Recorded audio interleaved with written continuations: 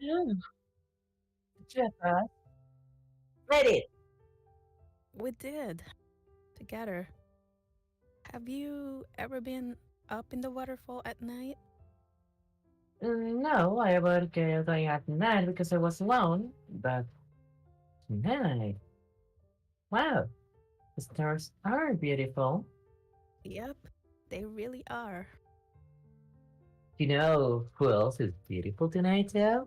Wait, yeah? For viewers! Hello! This week, the Doki Doki Reading Club will be reading from the anime special novel. On your way to the waterfall, don't forget to hit the like and subscribe to the channel. Listen responsibly and don't fall in a crater with your number one friend. Oh, Chito, would you like to say it? It's time to add a Shima and Joe.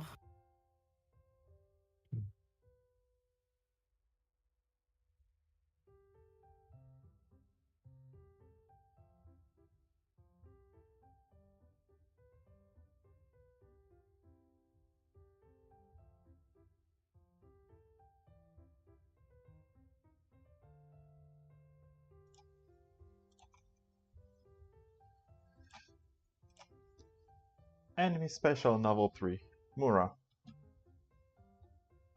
Are there any other people here? No, just me. The girl laughed. It was the same for me.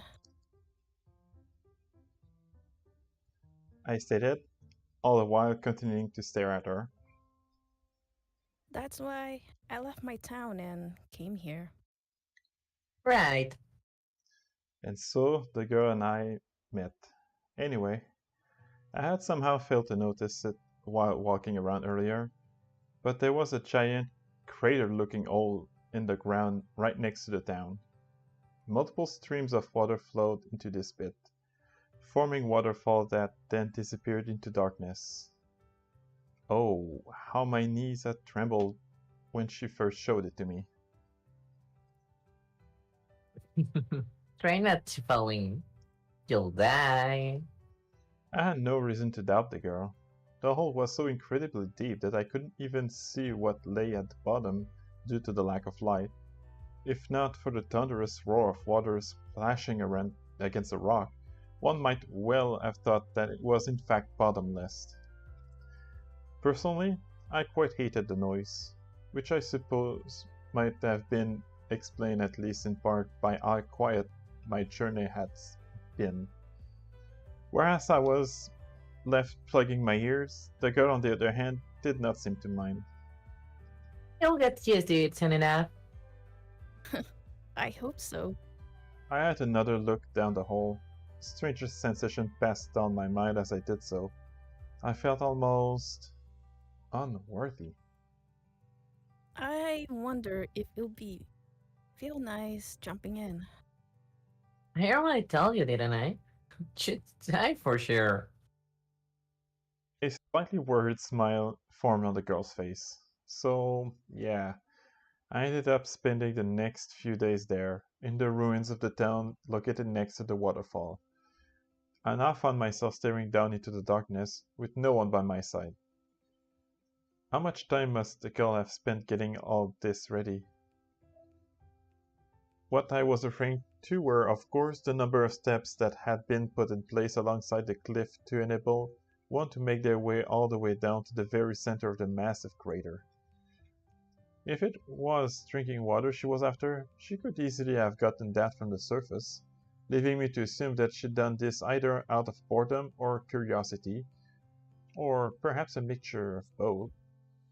Perhaps the answer to the very secret of this world were located at the bottom of this hole. Personally, I wasn't all that interested in such things at the moment. I slowly made my way down the narrow pathway, putting extreme caution into every step as if walking down a ladder that might break at any moment. The climb had left me trembling in fear the first time around, and even now, after a few trips up and down, still managed to be quite intense, albeit much less so. Guess she wasn't kidding. I did get used to it. A series of rock protruded from the wall behind the waterfall, forming a roof of sorts. It was this cavern that I entered.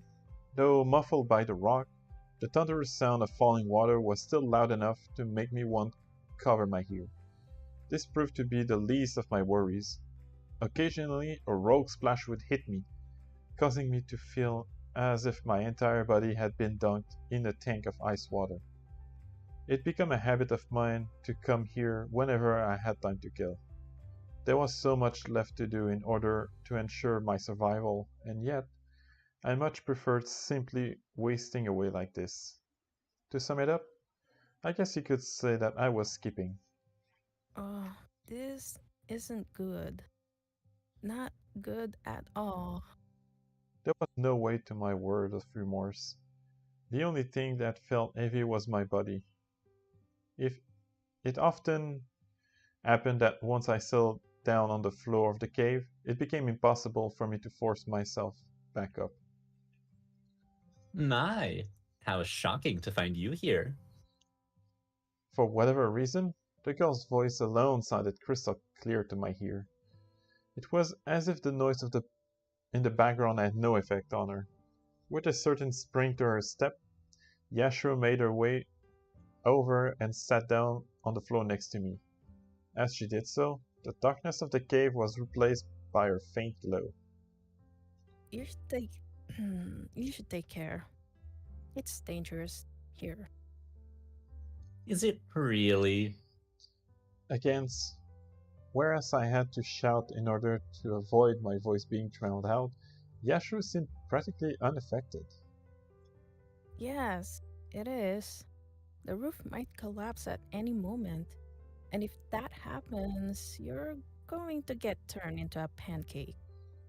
I pointed at the layer of rocks above us as I said this, earning myself a short from Yashiro. A moment passed, after which the girl got up and jumped into the air. She made no sound as she did so. It was as if she was simply floating. Having touched the ceiling, Yashiro then returned to the ground next to me like nothing at all happened. I believe we will be safe for now. Oh? Really? My question prompted Yashiro to hold out her hand. A few droplets of water could be seen sitting on the surface of her palm, sending out against her pale white skin like paper lamps floating down a river. I squeezed one of her tiny finger, and right away a sharp wave of cold, not at all dissimilar to when I had touched the waterfall earlier, shot through my body. What were you doing before I found you? Oh, nothing much. Just idling away. I see. By this point, I was no longer bothering to yell. The girl appeared to hear me fine regardless. And you?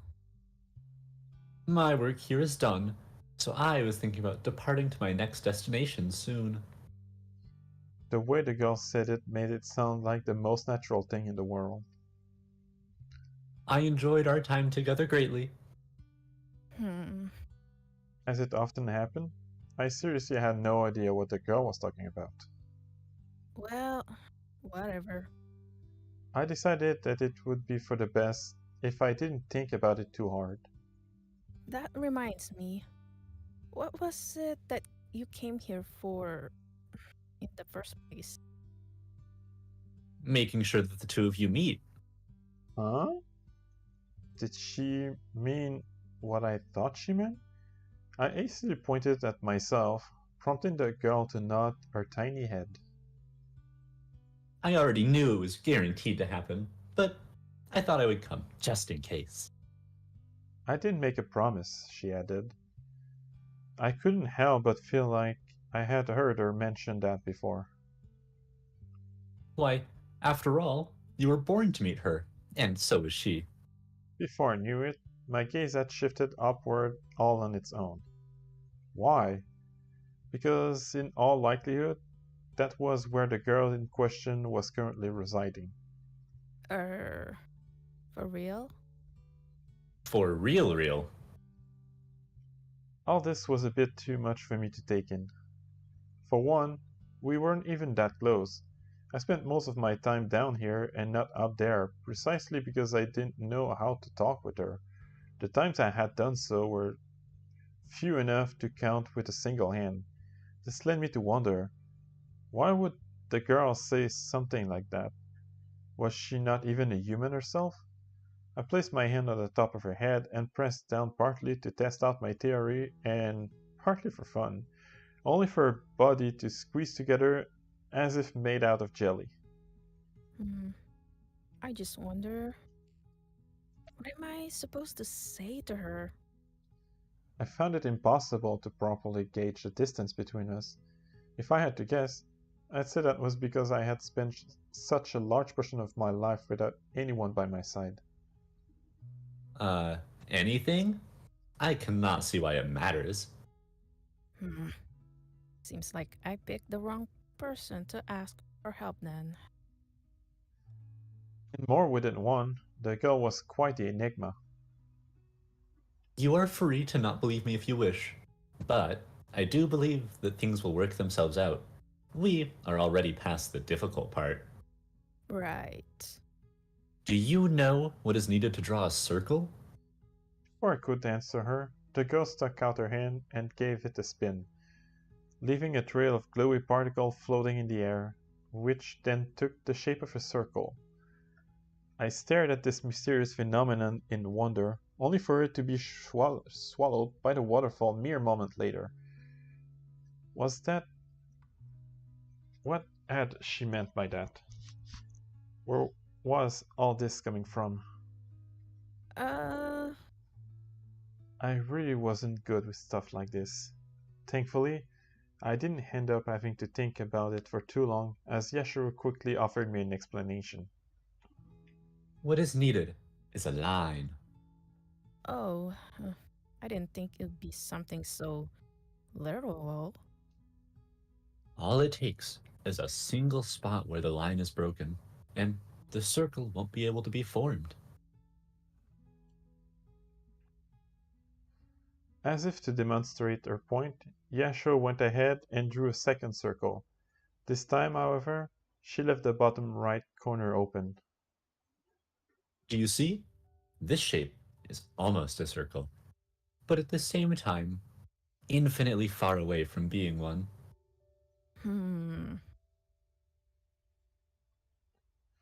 Was that really the case? I decided to try giving fixing the shape a try, if for nothing else than for the sake of it. Sure enough, attempting to do so quickly proved to be an exercise in futility. The girl had been right. The shape was indeed defective, a failure of a circle. Huh. So, That was all. sorry, but I don't get it. Oh. We cannot have that. Yashiro spent the next few moments staring into the waterfall before once again opening her mouth. Okay. The circle I drew represents this very world. Okay. Please think of the missing section as the combined existence of you and Shima. Shima? Oh, she was talking about the girl. I still hadn't fully gotten used to calling her by her name. It was something I very much hadn't needed to deal with in the past. Anyway, it was quite a bombshell that had just been dropped on me, wasn't it? I found myself comparing our situation to the circle and the broken line. Are we really that important? Yes, you are. The girl stated while nodding her head. Or rather, a better way to put it would be to say that everyone is equally important.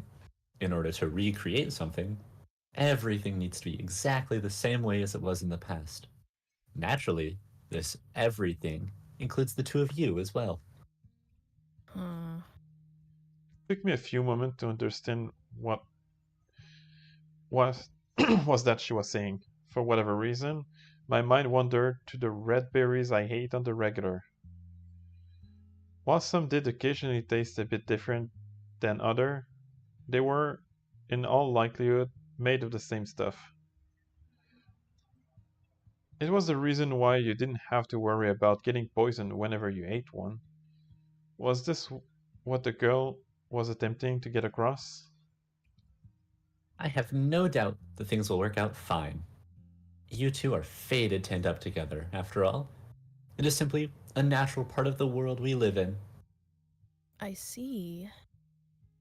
I had to say, while I mostly thought of her as little more than a lazy rodent, the girl did every now and then manage to catch me quite off guard with her strange remarks. It was almost as if she knew more than her appearance let on. She truly was an enigma, wasn't she? This creature from the sky. Just what sort of wonder must she have witnessed before coming here? I turned to look away while wiping my face from the moisture filling the cave. I I don't get it. At all. You will once you get a bit older. Hmm. You cheeky brats. I grabbed Yashiro by the cheek and squished them. Her face was soft and distorted easily, yet this didn't stop the girl from laughing. Not in the slightest. It was almost as if her mouth wasn't where her voice was coming from. I quickly let her go, and as I did so, I noticed that my fingertip had grown slightly blue. I couldn't help but find myself feeling a bit melancholic as I watched the color fade away. So yes, please do try to get along with Shima. Do that, and you are sure to find great happiness. It seemed that she was done trying to make me understand. Happiness, huh? What happiness did exist in this world? Wherever I looked, all I saw were ruins of the world that had once been. Multiple days had gone by since I'd met the girl, yet this was still very much the case. Well, I guess making friends is as good of a goal as any. I stated out loud while stroking my knees, with the sound of the waterfall still continuing to roar around me.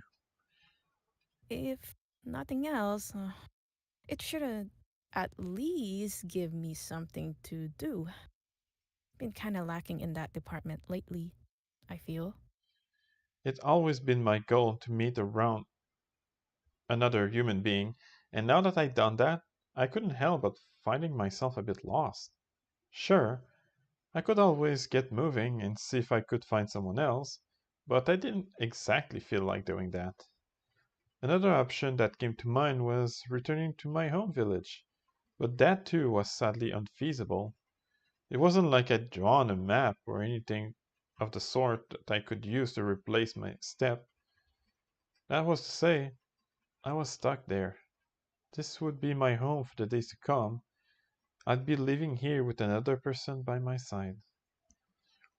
I wasn't sure what it was exactly, but something about that filled my heart with uncertainty. And how about you? Where are you planning on heading next? Hmm. Yashiro hummed with a grin on her face. Judging by her expression, it didn't seem like there was much going on in her head. I have chosen my next destination already. Before I head there, I would very much like to visit a hot spring. Uh, hot spring? Oh, indeed. While I do dislike bathing in general, hot springs are an exception to that. I was quite familiar with what bathing was, but the hot spring? I honestly had no clue. I could only assume it was something from the old world, a concept that had been lost to time before it came to be. I don't really get it, but sure. Sounds great. You do you. That I will, the girl nodded. It will only be my second time visiting one. Say, Shimamura, do you like warm places? It was immediately obvious to me that this wasn't actually what she wanted to know. Rather, there was something else hiding behind it. Some other question. What could that something be? I spent a few moments thinking about it. Was it a trick question? Some sort of psychological test, perhaps? Coming to the conclusion that both of those seemed quite unlikely, I went ahead and gave her an honest answer. I suppose I do. I'd never say no to a nice warm futon, for example. Regardless of the season, if I had to pick one place to spend an entire day, it would have to be in my very own bed under a thick layer of warm blankets. I was very sensitive to the cold that way. Truly, there was a reason why life was naturally attracted to warmer regions. Adachi was currently sitting on the floor in front of me, holding the pillow I'd tossed her on top of her knees. As usual, the way she was behaving simply screamed suspicious. Take her right hand, for an example. She'd been tapping her fingers against the side of her leg, as if it was a keyboard or something, for quite some time now. It had been early Friday afternoon when Adachi had suddenly informed me that she wanted to come over to my place. A few hours had passed, and the sun had started setting, yet I still had no clue what it was that she wanted to tell me. How could I tell that the sun was setting when the room we were in had no windows? Simple. The temperature of the air was going down. There we were, Adachi and I, in the small room located upstairs. Beds are important too. Yes, very important. Right. Important, huh? I guess that was one way to put it. As to why she was blushing, that I couldn't tell you. I was thinking of something a bit, how to put it, a bit more open than a bed. You could hear Adachi mumble in the middle of her sentence as she frantically tried searching for the right words. Like a bed, but more open? She wasn't giving much to go by here, was she? Personally, I would have preferred it if she kept the extent of my intelligence in mind and limited her riddles to the likes of, "What's a bread you can't eat?" Oh, and this is a complete tangent, but that riddle once came up while I was talking with Mom. Her answer, the curry bread from high school. Apparently, the carrots in it had been raw and very difficult to bite into. Done reminiscing about those sorts of trivial matters, I returned to reality with a solid dunno. It's kind of like soothing, healing, something like that. It'd be a real lifesaver if you just skipped past all this and went to the point already. As we both knew, Japanese had never been my strongest subject. I soon found myself sitting on the floor in front of her. Appearing to have given up, Adachi lifted her head, and doing so revealed just how red her cheeks had grown. There, as if shooting out this redness into my direction, she spoke the following words. I was thinking, why don't we go visit a hot spring? Something warm, something soothing. As was often the case, the answer seemed so obvious in retrospect. A hot spring, huh? Yes, Adachi nodded. If you asked me, she already looked like she was immersed shoulders deep in boiling water. Just the two of us? Yes, yes, yes, she nodded again. 3 nods this time. Meanwhile, her ears continued growing more and more red. I was honestly a little surprised. I would have thought for sure that that was as red as they could get. Oh, and I'll pay. She added hastily. What was the implication there? That I didn't have enough money to cover my own expenses? I don't know who you see me as, Adachi, but I'm not the sort of person who enjoy wasting their girlfriend's hard-earned money visiting hot springs and stuff. It simply wasn't what I wanted our relationship to be like. Now, what about Adachi? Did she want to turn me into that kind of a woman? You're not wasting it. Not at all. Hmm. Every time I spend money on you, it's because I want to. I wouldn't do it for any other reason. Adachi brushed the hair resting on top of her left ear aside as she said that. She often did so in these sorts of situations. You could almost say that it was a habit of hers. So, in other words, what she was saying was that spending money on me, she was effectively spending it on herself? Honestly, that seemed quite reasonable. I found myself hard-pressed, attempting to come up with a reason to stop her. If that meant me becoming completely reliant on her, then I guess I had no choice but to go along with it. No choice, huh? A hot spring trip with just the two of us. Adachi's bright red face. Put two and two together, and what you get is... It was hardly something that required much thinking. Yet, I still couldn't help but approach the matter in the most roundabout of ways. This time for sure I had no choice. Oh, that's what you mean. I ended up saying out loud. A bit mean-spirited, perhaps, asking her straight like that, but I simply wasn't able to stop myself.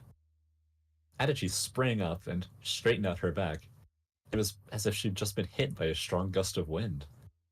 The color of her face had done a full circle, and she was now back to her usual pale self. Staring at her as she did at me, I found myself feeling just the slightest bit embarrassed. Oh, you little Adachi. I went ahead and patted her shoulder like an overly eager grandma would. A familiar tone of red immediately returned to her face, filling me with relief. Truly, seeing her act all flustered while blushing from ear to ear was simply so much more relaxing than the alternative. Well, more relaxing for me, that was. When you say that that's what I mean, do you mean... Adachi's mid-sentence stuttering almost made it sound like she'd caught something in her throat. And while I wouldn't have at all minded spending a bit more time staring at her, before I did that, there was something else I needed to get out of the way. Mainly, the matter of the hot spring. We'd agreed a while ago to one day travel overseas. This obviously wasn't that, and so it took me a moment to readjust the scale, so to say. Oh, but don't get me wrong. It wasn't that I had something against the idea of going somewhere with her. That wasn't the issue. No. What I was afraid of was not being able to meet whatever expectations she had set up in her head. It was for this reason that I found myself hesitating a little as to how to answer her. At the same time, a part of me did also just want to say, why not? Like, wasn't it a bit too late for this sort of thinking? When I said that I loved Adachi, I really did mean it. As for Adachi, well, let's just say that she left very little room for doubt in the way she expressed her affection. Add to this the way the wind was making my body shiver, and what you were left with was one clear-cut decision. Sure, why not? Let's go. I suppose you could say that being attracted to hot springs was simply a part of my nature. Adachi showed no visible signs of excitement towards my answer. Rather, what she did was nod her head repeatedly before leaping up and proclaiming the following. I've got some preparing to do. Repairing? I found myself quite enjoying the way she said that particular word. Yes, preparing. Done repeating herself, and sounding much more feeble than before, Adachi then ran out of the room. Or slid, rather. For whatever reason, she chose to make sure not to lift her feet off the floor as she walked. Was it an attempt to make herself not seem flustered? If so, then she was doing a horrible job at it.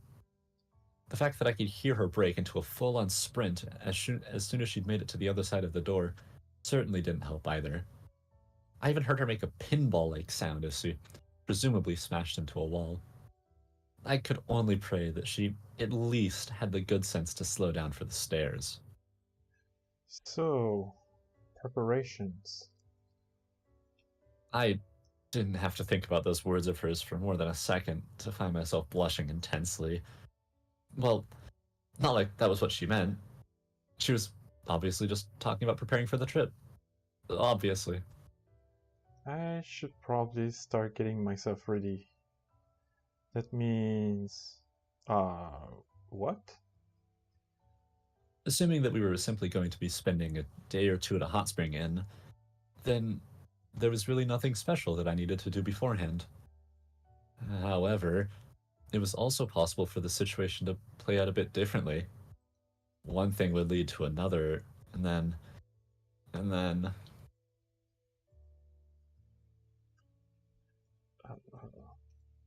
Then what? What should I do? Study? Study? Study. This is making my head hurt. I already felt out of my depth attempting to approach this topic, let alone thinking about it in any sort of real detail. For that reason, I decided to let it be for now. Perhaps I would come back to it later, when I was more ready. However, there was one thing that was clear to me. Just one little thing. Achi wants to see me nude again, doesn't she? When said out loud like that, it sounded, I don't know, kind of embarrassing. I went ahead and slowly lay down on my backside. I was no longer under the kotatsu, yet for whatever reason, the cold didn't really bother me anymore. I laughed a little, stared in front of me, and thought about Adachi. I know the expression pleasant was most often associated with warm situations, and while this wasn't exactly that, it was still how I felt in the moment. She's so simple, that girl. I really do like that about her. What a nice thing indeed. Oh, and in case you were wondering, we'd already had our first kiss a while ago. Adachi had been biting her lip like crazy before we did it, and as a result, I ended up getting a bit of her blood in my mouth. I tasted her blood. Adachi's blood. If there was one thought that could make my back billow, then that had to be it. The hot spring inn we arrived at was located not that far from my home. Much to my surprise, it turned out that Adachi hadn't gone out her way to wear a full-on yukata. No, if you thought it was a sign suggesting that she was going to be acting normal for the rest of the trip, you better think again. No sooner had we entered our room and Adachi had grabbed the TV remote to turn the device on, the thing slipped out of her hand and almost hit the window. She ran to pick it up, only for her to slam her shin against the corner of the table in the most painful looking of ways. The final nail in the coffin came a few moments later as she gulped down the cup of steaming hot tea I had for her without checking its temperature first. With the expression of a person who has simultaneously experienced all of the pain in the universe, Adachi fell down and collapsed onto the demi floor. This buzzing on my ears is killing me. I could hear her mumble softly from below me. Personally, I think you fought well. Like a warrior who never gave up, not even when they were driven to a corner. Sometimes I really don't understand the things that come out of your mouth, Shimamura. Oh, is it buzzing that bad? Should we go see a doctor? That's not how I meant it. Pressing in the side of her face, yes, her cheek was, well, hurting. Adachi used her other eye to stare at me. There was something about her stare that I found a bit, well, how to put this, naughty. All sorts of thoughts began flying through my mind, and with them I found myself unable to look at her straight. No. Adachi wasn't that sort of girl. Well, I say that, but it was true that she had been the one to invite me here.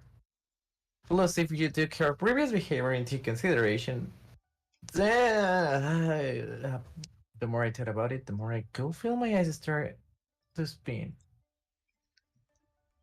I think I'll go try out the bat. My body was starting to grow sweaty just looking at her. I'll come too. Adachi attempted to pull herself up, but I quickly stopped her. No, I think it'd be better if you tried calming down a little first. I didn't even dare to imagine what might happen were we to enter the bed together the way we were right now. Having seemingly come to terms with the limits of her body herself, Adachi made no further attempts at getting up. She mumbled softly with her eyes closed. Watching her do so, I placed my hand on her forehead. I'm going to go cool down my head a bit too. Not that I felt like I was running hot enough or that was necessary. Plus, how exactly did one cool oneself down by baiting? Mysterious. Holding in my breath, I exited the room and made my way over to the hot spring area through the lobby. Whereas all the other hallways in the inn were carpet, the one leading to the baths did not have as much as rough. I had to say, I quite enjoyed the sound my slippers made against the wooden planks. Plop, plop, plop.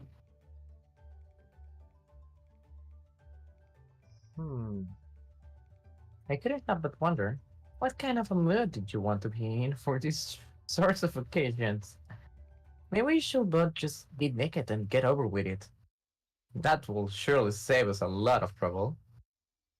Actually, on second thought, let's scrap that. Regardless of what it was that we were doing here, it will most assuredly not be helped by us acting like two elementary school students about to go for a swim in the pool. What a difficult dilemma this was. With my mind running wild with those sorts of thoughts, I made my way towards the baths when all of a sudden, I noticed something strange. The lone sound of my footsteps had at some point been joined by another, much softer sound. Without even turning around, I already knew exactly who the person walking behind me was. Our eyes met, and she instantly froze in place with her right leg still in the air. Like we were playing green light, red light or something. Good day. At this point, I probably didn't even need to clarify that it was in fact my little elusive alien friend that I was staring down at. She greeted me all casually while doing such a pose. Today, she was wearing a bear, or at least what I thought it was a bear pajama. While the size of a crest did bring to mind a chicken, the tips of her wings did also have a hint of blue to them, so take that as you will. And when did you get here? I was bored, so I tell it. Yashiro quickly stopped herself before she could finish the sentence. So I ran. I ran all the way. Were you just about to say that you teleported? Ha ha ha! The girl laughed.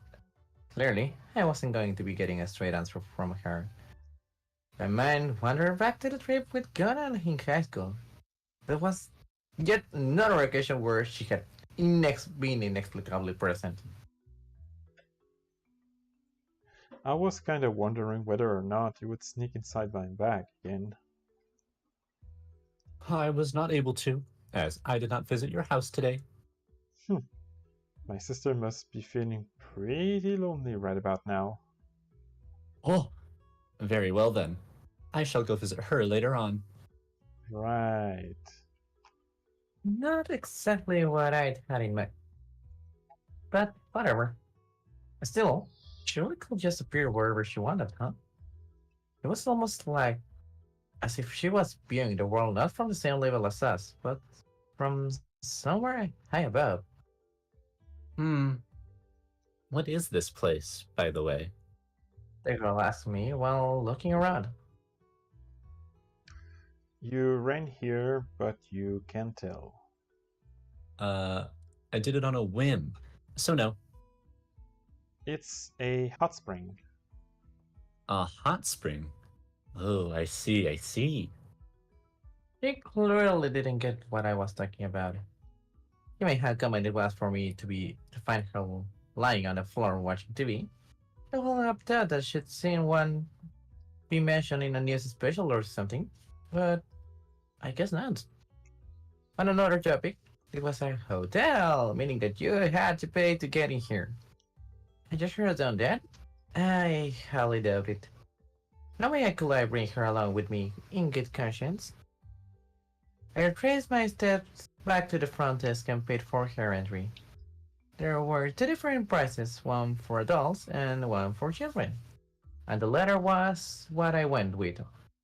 Not because it was cheaper, mind you, but because I couldn't imagine anyone believing me were I to tell them how old Yashiro actually was. Or at least claimed to be. Oh, you need to pay to come here? Well, they might let you specifically bathe for free like those monkeys at the mountain. But yeah, it's better to do it like this just in case. I handed the appropriate amount of money to the person standing behind the counter, got a key, and turned back around again.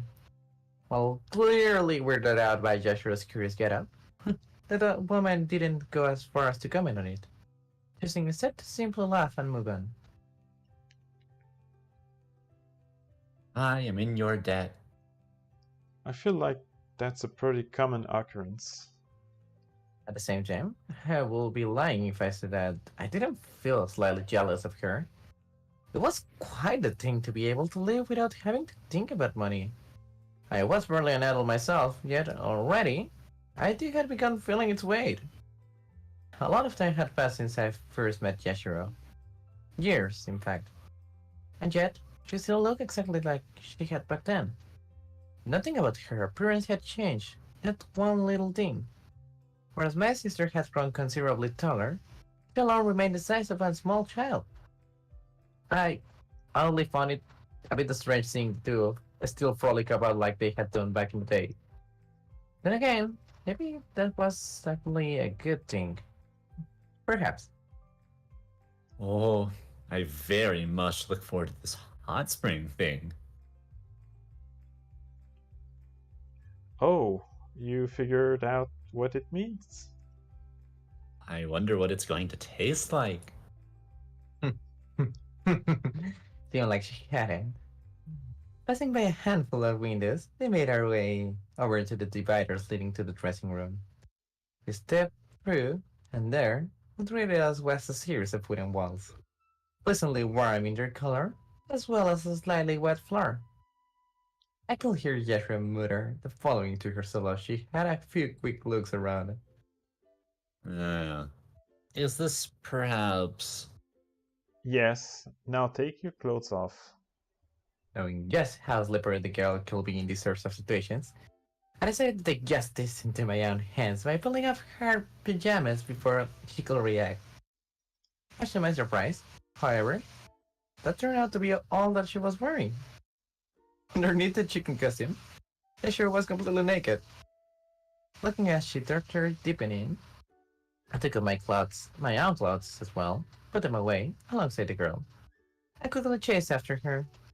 There didn't seem to be anyone else here, which, given Jashiro's presence, was likely for the best. The very first thing I felt as I pushed the door leading to the bathing area open was a wave of warm air coming in direct contact with my face. The baths were located to the right of the entrance, and on the wall past them, I saw a line of showers. As for the floor, it was tiled and gave off a very unique glimmer. There were no people anywhere to be seen, and the only sound I could hear was that of running water. I made my way a bit further in and soon came across Yashiro observing her surroundings in awe. This is a giant bath, is it not? But what does it taste like, I wonder? As if pushed forward by my words, the girl ran over to the nearest hot spring, crouched down, and placed her hand in it. It is the same temperature as bath water. You say that like it's a bad thing. Yashiro's hair, still tied up with another reminiscent of the wings of a butterfly, continued flowing like the waves of underwater surface as she slowly shook her head from side to side. This lasted for a few moments when, all of a sudden, jump! Not before you wash up. The girl attempted to jump in. Thankfully, I was able to catch her in time and quickly drag her over to the showers.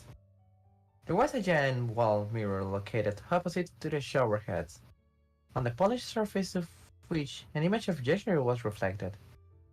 Why did I feel like that was worth pointing out? Well, that'd be because from time to time, she didn't show up in mirrors. Yeah, not sure what that was about. You know how to adjust the temperature? There is nothing that I cannot do. Seemingly brimming with confidence, Yashiro grabbed the shower head and sprayed her body with water from head to toe. While she didn't actually adjust any of the settings, this did little in the way of holding back the bright and cheerful smile that soon formed on her face. I'm done. No, you're not. Make sure you give your hair a good rinsing. Not hesitating even slightly, the girl did as she was told. She really was going at it quite hard. Seeing her do so brought to my mind something that had been bothering me for quite some time now. That thing, does it come off? I went ahead and pointed at the butterfly knot she'd used to tie up her hair. Ah, yes. Just a moment. The girl replied, before placing her tiny hands on the said knot and pulling it loose. What are you even doing? Her high-pitched scream left me a bit worried, but sure enough, the knot did come off. There, like a piece of cloth that had been let loose, Yashiro's hair quickly fell to cover most of her back. Seeing her like that honestly made her feel like a whole different person. A good little girl, a symbol of fleeting beauty. That was what I saw before me. What is the matter, Shimamura? She asked me, seemingly unfazed by the stream of water splashing against her face. While that would already have been strange enough, upon closer inspection, I noticed that her hair didn't appear to have gotten wet in the slightest. It was as if she was a statue, and the liquid was simply flowing off her. Nothing. Never mind. I grabbed the plastic bucket from the pile and handed it to her. Not that I knew if she was going to be using it for anything, but still, better safe than sorry. Cho often drags me to the bath with her. Yeah, because otherwise you don't do it, right? I do enjoy swimming in the pool, though. In that case, why don't you just think of it as a giant pool? Ooh, that is a great idea. A wide grin formed on the girl's face as she glanced at the bath. She was planning to jump in and start swimming, wasn't she? Maybe I shouldn't have told her that. Maybe. Done washing myself, I began tying my hair in a bun. Meanwhile, Yashiro took this opportunity to run up ahead. Hey, no running. The floor's slippery. The girl was gone before my words could reach her. Good grief. Mumbling something to that effect to myself, I made my way over to the baths as well. Once there, I submerged my foot in the water like I was stepping down a staircase, and immediately, a stinging sensation of warmth shot through my frozen toes as if piercing them. It almost kind of hurt. In contrast, Yashiro had already immersed herself head deep. Head deep. With only the top part of her hair visible above the water, the girl frantically made her way around the pool. Swoosh! It was as if I was watching a blue jellyfish swim about. Hey! I grabbed Yashiro and lifted her up. She put up no resistance whatsoever, choosing instead to simply dangle there while droplets of blue water dripped off her hair. The water is so deep, and when I sat down, my head went under it. Right. More importantly, Your hair. Wait, that is hair. Yeah? I couldn't help but ask her that. There was something very strange about the way the droplets seemed to roll right off of her hair instead of sticking to it. The phenomenon was so strange, in fact, that I didn't even know how to describe it properly. I often found myself feeling that way when dealing with this weird little creature. I placed the girl down, and right away, she leapt forward as if about to start swimming again. Thankfully, I was able to grab her wrist in time. Anyway, just keep your hair away from the water, okay? Those are the rules here. Really? Yes, really. Very well then. Having said that, the girl's hair slowly stood up without her as much as touching it. How? Will this do? Uh, yeah, sure, I guess. Oh, and also, no swimming, okay? Why? It's very inconsiderate of other people. What other people? I had a quick look around. Huh. I guess there really wasn't anyone here. Well, regardless, let's pretend like there are. I grabbed the girl and had her sit down next to me. I made sure to place her on the step by the side of the pool, but even then, she was still short enough where her mouth ended up going underwater. This was soon followed by Yashiro frantically kicking her feet up and down. Are you not feeling bored? No, not at all. Quite the opposite, in fact. Given everything that was going on, it was honestly pretty nice to be able to shut my mind off for a moment, to let the tempest of thoughts raging in my head to simply melt into the water alongside the droplets of sweat dripping down my skin. Is there something bothering you, Shimamura? Me? I guess you could say that. I scooped up some water and let it drip off my palm while thinking about the girl's question. It's just so weird. I'm sitting here, wasting away, yet you to travel to somewhere else on this planet, you could find so much more. Things like giant whales just swimming around, as well as strange creature at the bottom of the sea where no man has ever been, completely oblivious to my existence. When you really think about it, it makes you feel so small. In a way, it was like squinting at light shimmering at a distance. The world I knew was but a tiny fraction of what existed out there. And yet, at the same time, there was no denying the fact that I was a part of it. How mysterious. How truly mysterious. The strange sensation brought about by these questions combined with the warmth of the bath and caused my consciousness to begin drifting away. Meanwhile, Yashiro continued chirping like a bird while nodding her head seemingly at random. I am not quite sure if I understand. I bet you don't. I often had a hard time understanding the girl, and so I guess it only made sense that feeling was mutual. Still, I do very much like the sorts of moment when I'm able to just take my time and think about stuff.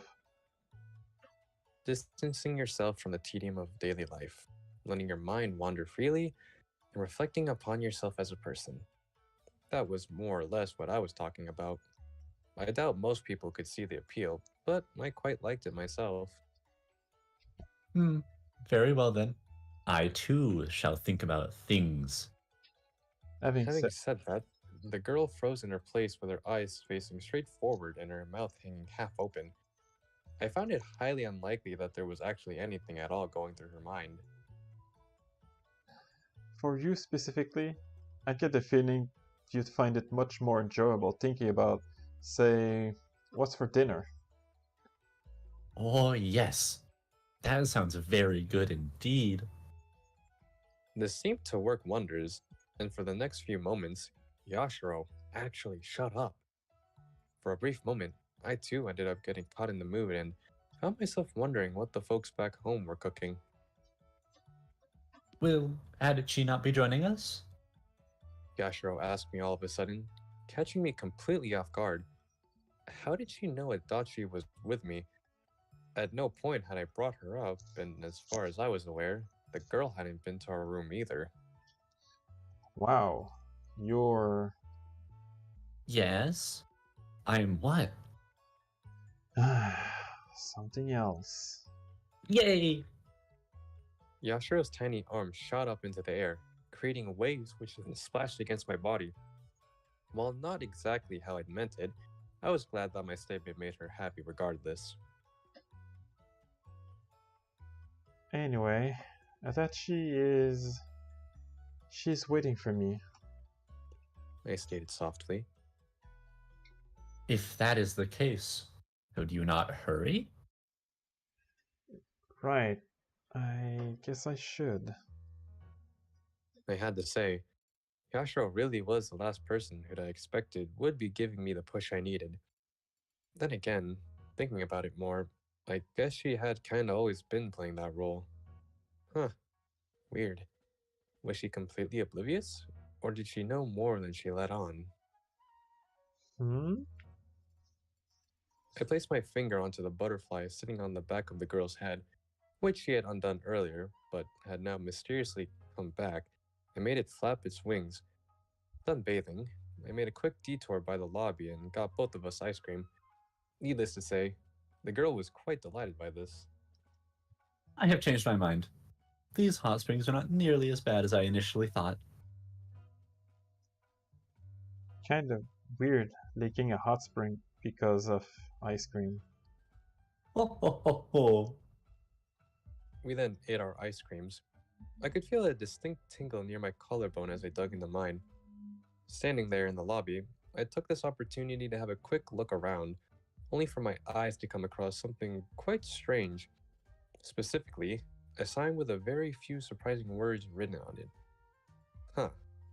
Then again, if there was a place where you might expect to find something of this sort, then I suppose this would be it. Now then. I really needed to hurry back. But before that, there was one more matter that needed to be dealt with. What was I gonna do with this little creature? Hehehe. I will be back later when it is time for snacks. Didn't you just finish eating ice cream? The more snacks, the merrier. With that, the girl ran off.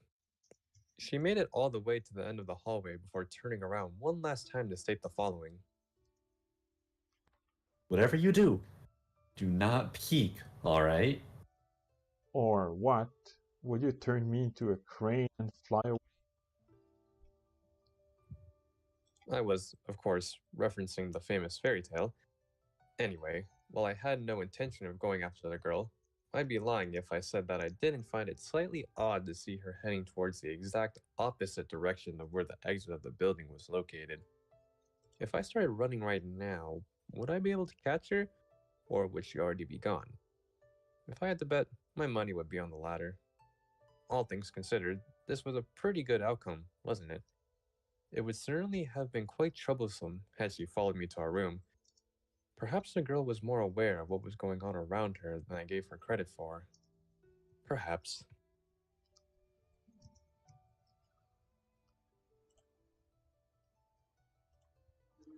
Actually, no.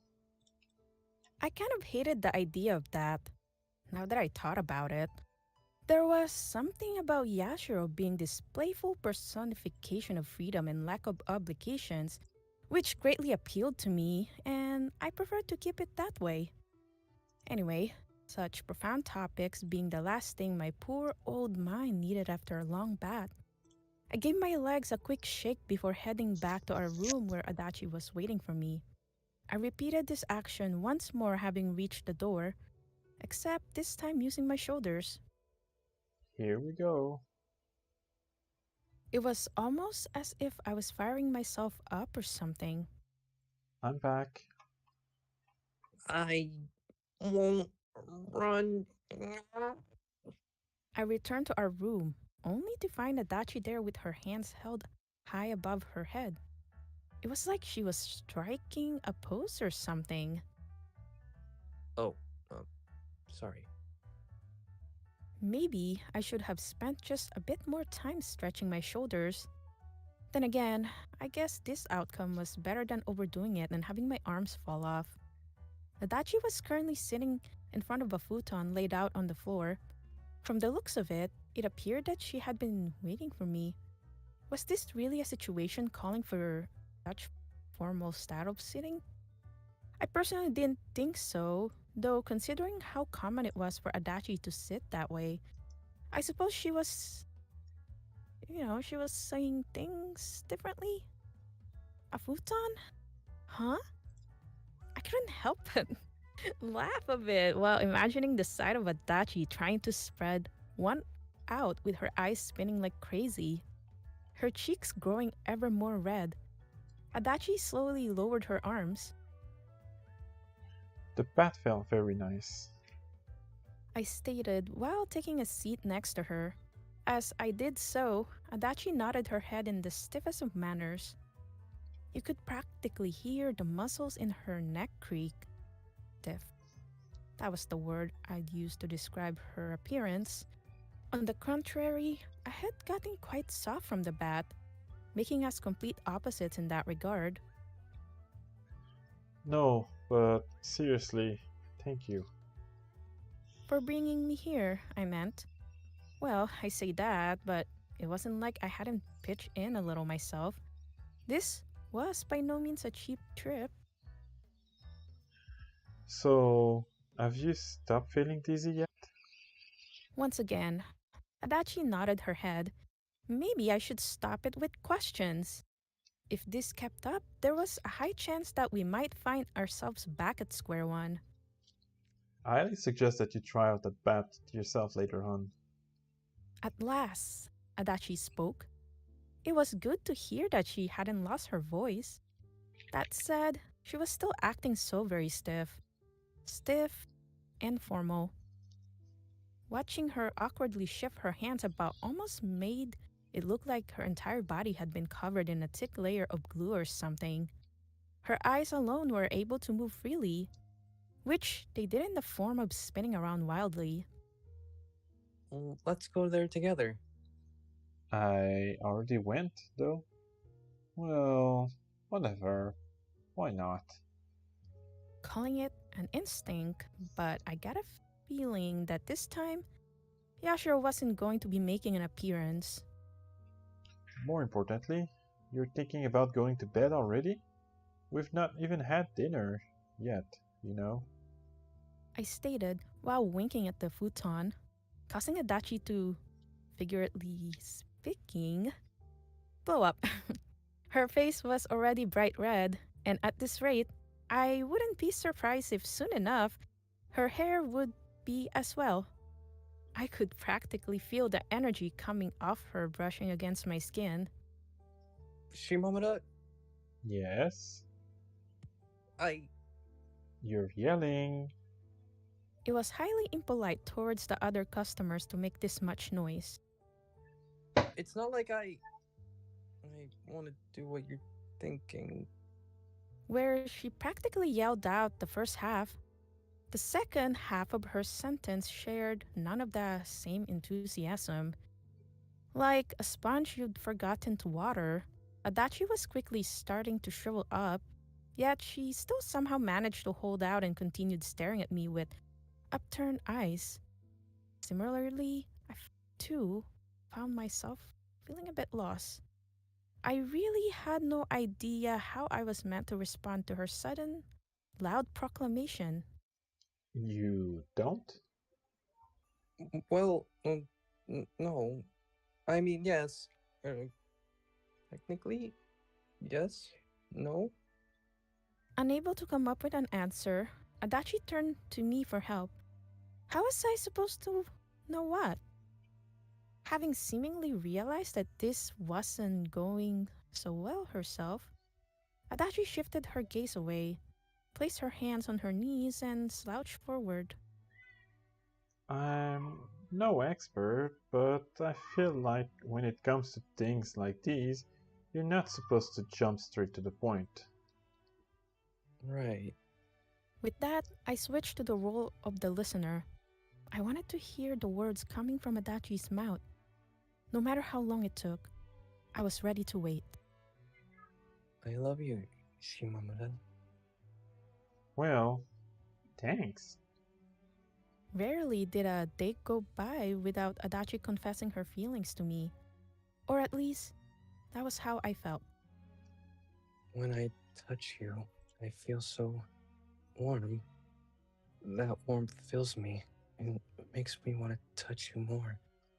I want to bring my face next to yours. I want to feel you. I want to be close to you.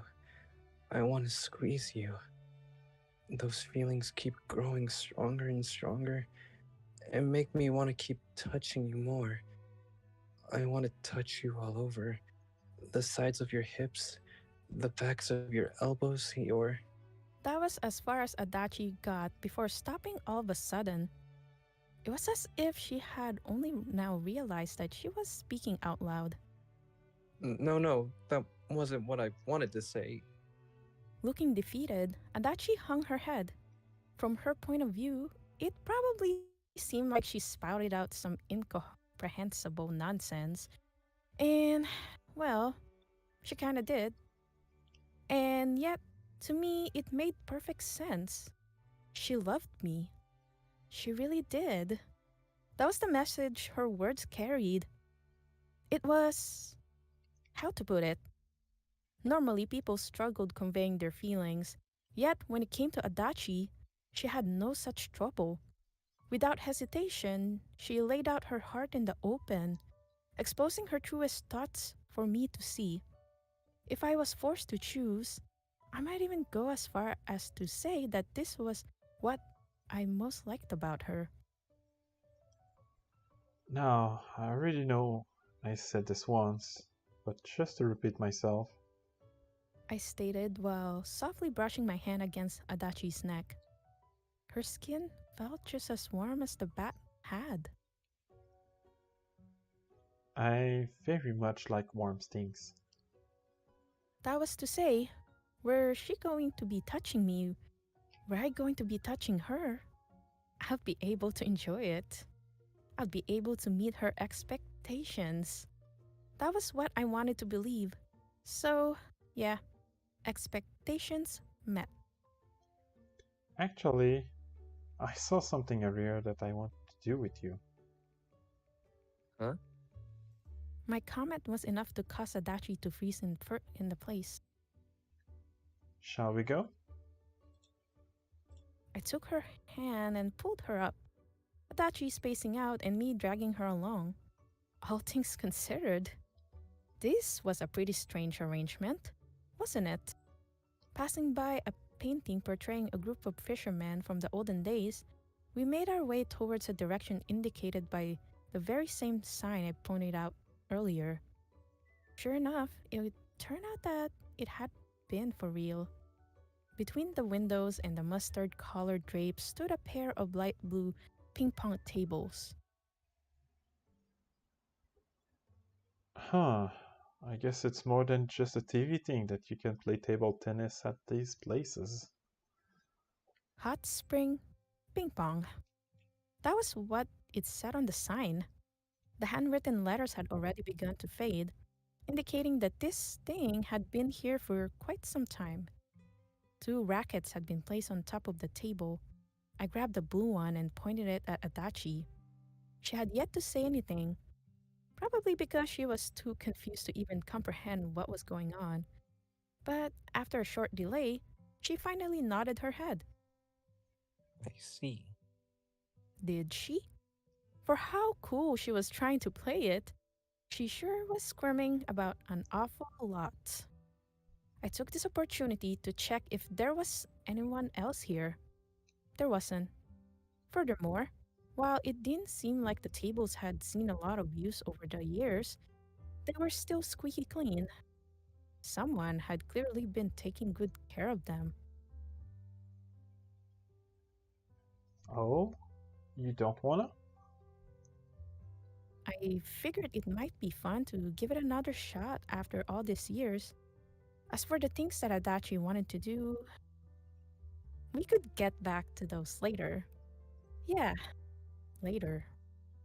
In this very moment, what I sensed she was after was something emotional. Speaking of Adachi, she proceeded to shake her head from side to side. Her hair being as long as it was caused it to shake as well. And like usual, kinda made her look like a dog. Let's do it. Who's this new Adachi? Acting like she was still a little girl, Adachi ran over to the other side of the table. Doesn't it feel like it's been forever? I asked her, causing Adachi to look away. Not really. Huh.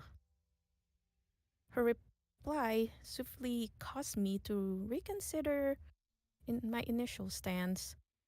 Thinking about it some more, I suppose it hadn't been that long since our days on the second floor of the gym. The thing we had experienced back then, all those feelings we had felt together, they were most likely going to be staying with us for the remainder of our lives. Why? Because that was where we had gotten our start. You mind if I serve first? Although I phrased it in the form of a question, I didn't actually wait for her to reply and instead simply grabbed the ball and got ready. Adachi quickly did the same. There was something about seeing Adachi standing there opposite to me while holding the racket in her left hand that made me feel as if the temperature in the room had gone up a few degrees. Now then, I lightly tossed the ball into the air and swung at it. I made sure to hit it from the right hand side and doing so, even managed to give it some spin. Dare I say? Nicely done. The ball soared through the air and after crossing the net just inches away, bounced off the corner of Adachi's side of the table. There, it continued its flight all the way to the far end of the room before hitting the wall and landing on the floor. Adachi had no chance to respond. All she could do was stare in awe. A curveball. Well, only a third of them curve, but yeah. And even then, a good portion of the ones that did curve ended up missing the table. Laughing like getting lucky was somehow made me a good player. I walked across the room to retrieve the bowl. I was stepping on carpet, yet I could almost hear the sound of wooden planks crunching below my feet. Would I still pass as a student if I were to change from yukata to my old school uniform? Probably yes. Having picked up the ball, I made my way back over the table. The room was small, yet I didn't smell any dust. No longer were we on the second floor of the gym.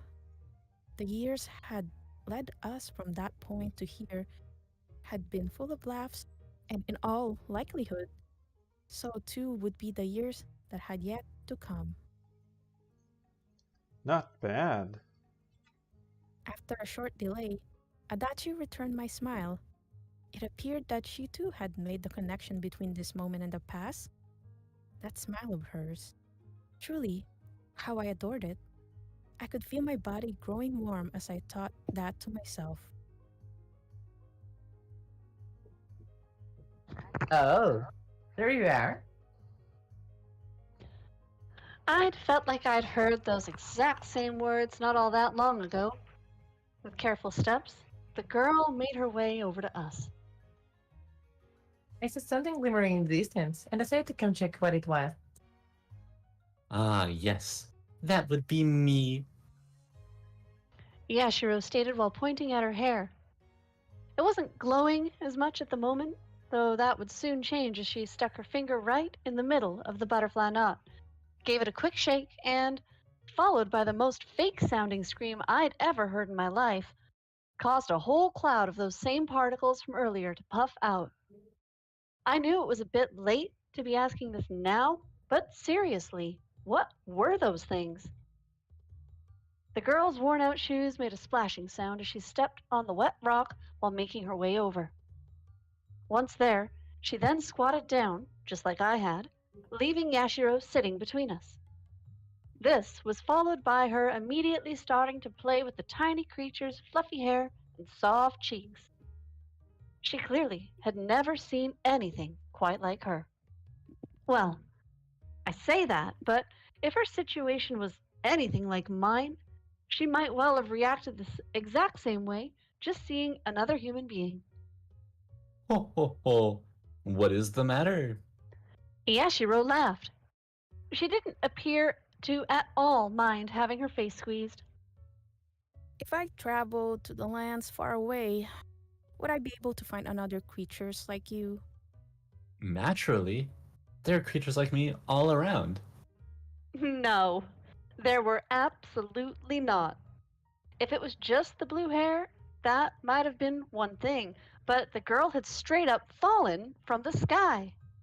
Even with my knowledge of foreign species being limited to what I'd seen in books and such, I was still quite confident in saying that she was truly one of a kind.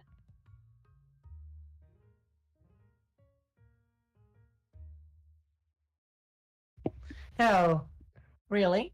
I'll love to meet them. The girl stated innocently. Did she really believe her?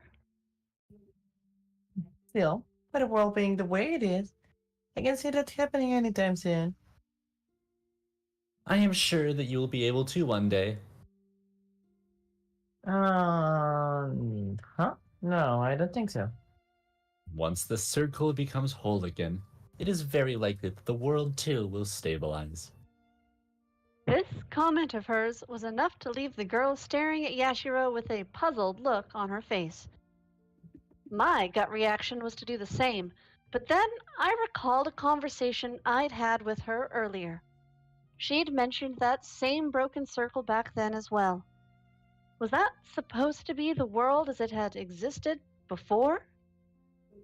Now that the two of us had met, the circle would be completed? The girl and I, could we really be that significant? Could the simple act of the two of us meeting really save this world? That seemed way too unrealistic for me to believe.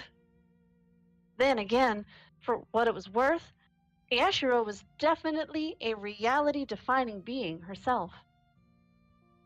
Appearing to have taken a liking towards her stretchy cheeks, the girl continued playing with Yashiro's face. Never before had I seen a person so delighted by something so simple. This lasted for a few more moments before Yashiro eventually stood up, her cheeks still stretched out. Your cheeks! Whoopsie. The girl quickly put her face back together. Having done that, she turned to look at me. I had a lot of fun. I got the feeling that this was her way of wishing me goodbye. Right. My days with Yashiro hadn't honestly been all that different from what had come before. And yet, when I thought about that question, about what exactly was fun, only one thing came to mind. I did too. I stated after a short pause. We then shook hands. Well, I say that, but given just how small Yashiro's hand was, it would be more accurate to describe it as me simply wrapping mine around hers. Now then, well, goodbye. And with that, the girl ran off. Hey, don't run. You might slip and fall. I will be fine. I could hear her yell from the other side of the waterfall. A brat till the very end, huh? I couldn't help but laugh a little to myself. As I did so, the sound of rushing water around me gradually grew louder. The parts of my consciousness that had previously been entirely focused on my conversation with Yashiro were now being scattered about throughout the cave. Bit by bit, The sound of the water grew closer and closer to me until eventually it sounded like it was happening right next to my ear. All that which remained now were the girl and I. Assuming that Yashiro truly was gone, then there was a good chance that we were the last two people left in this world. Hmm. You look like you miss her already. The girl stated, prompting me to wipe my face clean of water droplets. Well, I guess we did spend quite a long time together. Her leaving, as suddenly as she had, almost made me feel like I'd lost a part of myself in the process. Not in a painful way, mind you. Rather, there was now this hole inside me that I didn't quite know how to fill. Would we ever be able to see each other again? I found my gaze shifting up towards the ceiling of the cave as I pondered that. What was the word to describe this sensation? Loneliness? Desolation? Both of those felt a bit off. As usual, I really sucked at putting my feelings into words. Ugh. A deep sigh left my mouth, causing me to feel as if my body was deflating. Oh look, she's back. Huh? I turned to look, and sure enough, what I saw was a tiny figure running into our direction. Why? What was going on? I ended up not having to wait for long to get an answer to those questions. I noticed what time it was and decided to delay my leave till after lunch. Good grief. What am I ever going to do with you? The trail of glowy particles Yashiro left in her wake almost made her look like a falling star. A falling star that had turned around for the stupidest of reasons. Here you go. She stated cheerfully, while offering a handful of red berries both to me as well as the girl. Where had she gotten those from? I had not the faintest clue. Oh, thanks. Without any hesitation, the girl took the berries and immediately began munching on them, which, if the wide grin that formed on her face was of any indication, appeared to please Yashiro greatly. This was of course followed by her quickly doing the same. Yum yum yum, delicious. Whereas the girl was careful to eat around the cores which were contained within each berry, Yashiro cared very little about such things, choosing instead to toss the things into her tiny mouth hole. Believe me, I was just as shocked myself the first time I'd seen that. Done eating, Yashiro once more offered me her hand. Well then, I wish you goodbye again. Oh, yeah, sure. I took her tiny hand and shook it. With a grin on her face, she then ran off. And just like that, it's like she never even existed. I waited a few moments just to make sure, but sure enough, it appeared that this time she really was gone for good. Maybe a few more moments? She was quite the strange creature, after all. Nope. Doesn't look like she's coming back. She really did just come and go as she pleased, didn't she? I glanced to the side, only to find the girl staring hard at the inedible cores which remained of her berries. Munch. Without warning, she bit into one. She then proceeded to chew on the thing for a few moments before ultimately spitting it out.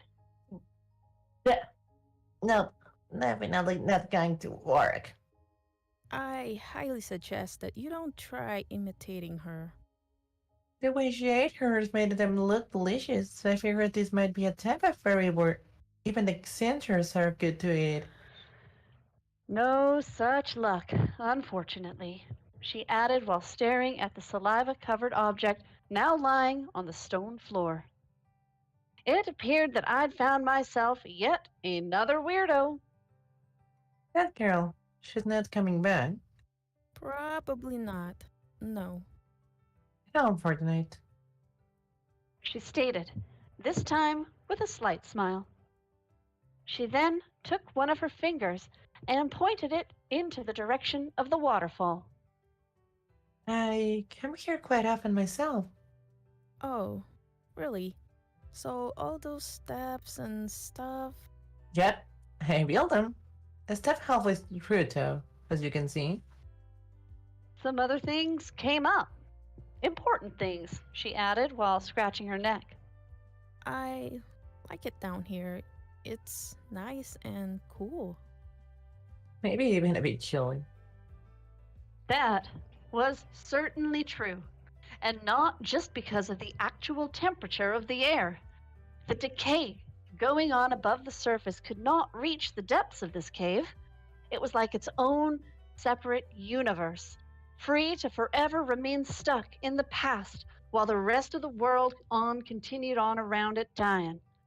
All that which surrounded us were layers of rock and endless darkness. So I ask you, was it any wonder that it caused us to shiver? Now, don't get me wrong. I really did mean it when I said that I liked it down here. Having spent the majority of my life staring at the same sights for years and years, any change in scenery, even if it was technically a bit of a downgrade, came much appreciated.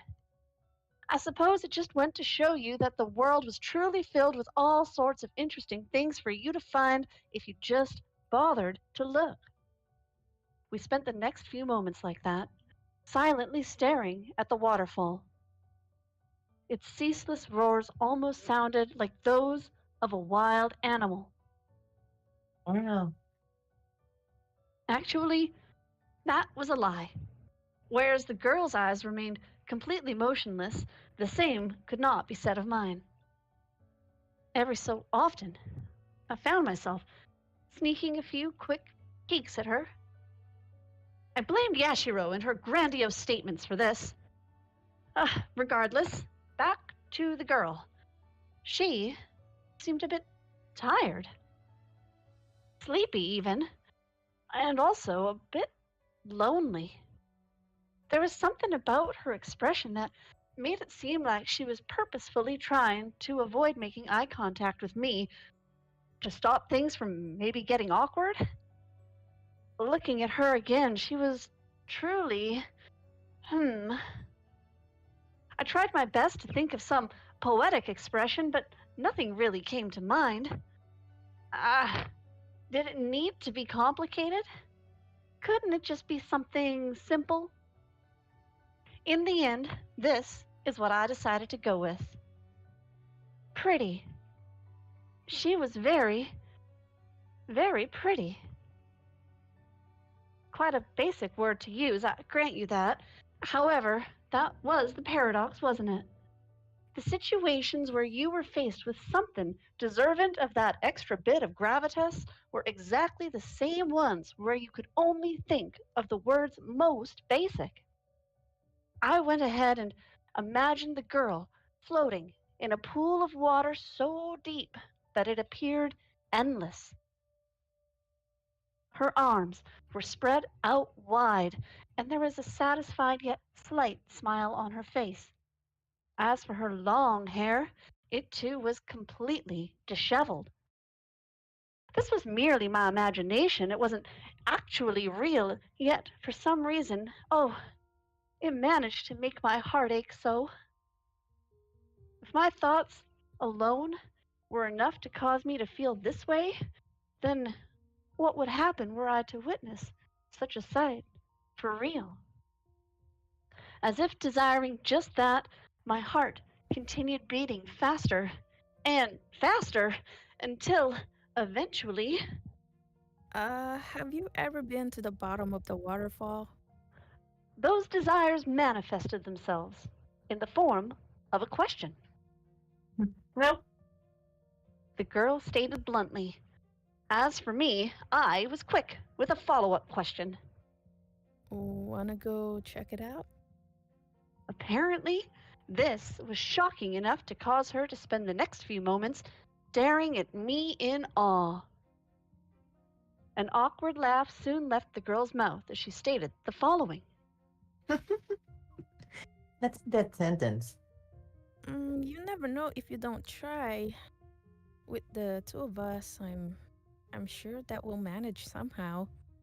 Yeah. Not very specific, but it was the best I could do, given the circumstances. I wonder, how did the girl see my suggestions?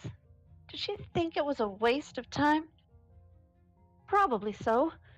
Whatever the case, for me, this was the first time in my life I'd felt my heart beating this fast.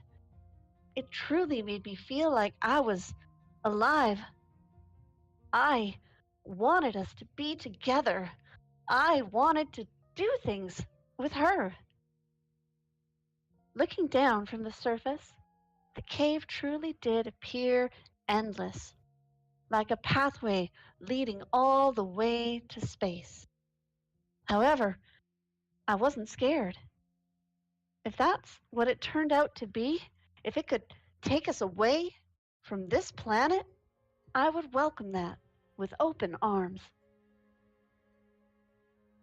All of a sudden, the girl laughed. It was as if a great amount of tension had left her body all at once. Perhaps she too had been a bit nervous.